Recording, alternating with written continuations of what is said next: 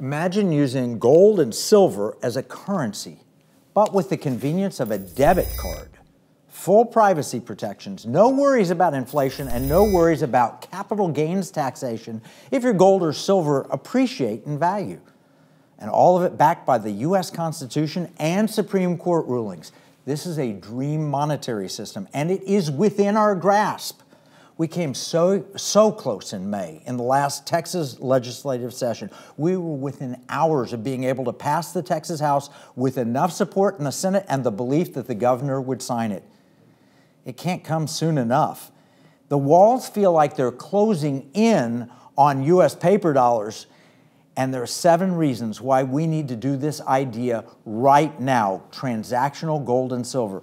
I'm going to run through the 7. Bank runs, cancel culture, inflation, central bank digital currencies, IRS snooping on your bank account, the death of cash, and foreign threats to the dollar. Let's walk through each of them. First, bank runs.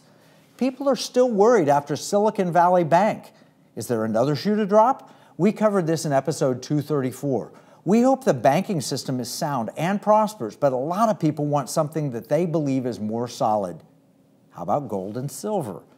Number 2, the second threat is cancel culture. I recently interviewed a lady named Dr. Ruth Kennedy from North Carolina. She made a deposit with a national bank, but was then told she couldn't have access to her own money. Maybe she was canceled, like Nick Vujicic. We covered that in episode 213.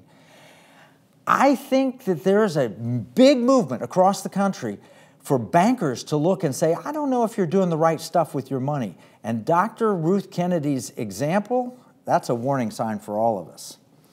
Number 3, there's the threat of inflation. In 1971, Richard Nixon said he left the gold standard temporarily. 1971, from that to now, we've lost 87% of our purchasing power with the American dollar. 87% of our purchasing power has disappeared. Inflation's resurfaced recently, as we warned in episode 124 and 125, just after President Biden took office. What cost $1 when Trump left office now costs about $1.20. What cost 10 cents in 1971 now costs almost $2. That's the loss of purchasing power. In fact, the buying power over time, you can see it in this chart, from 1971 to 2023, $1 is worth about 13 cents. That's crazy. Now, number 4, the threat of central bank digital currencies, also known as CBDC. We call it programmable money. You know the story. President Biden, in an executive order, number 14067, it's 37 pages long and it's dated March 9th of 2022. It basically outlines how the United States is going to move from these dirty green pieces of paper, money that you can have in your wallet, to a digital wallet where it's all electronic, and it's going to be so convenient. In fact, FedNow, the rails on which this will operate, it launches this month, and 114 countries are developing this technology.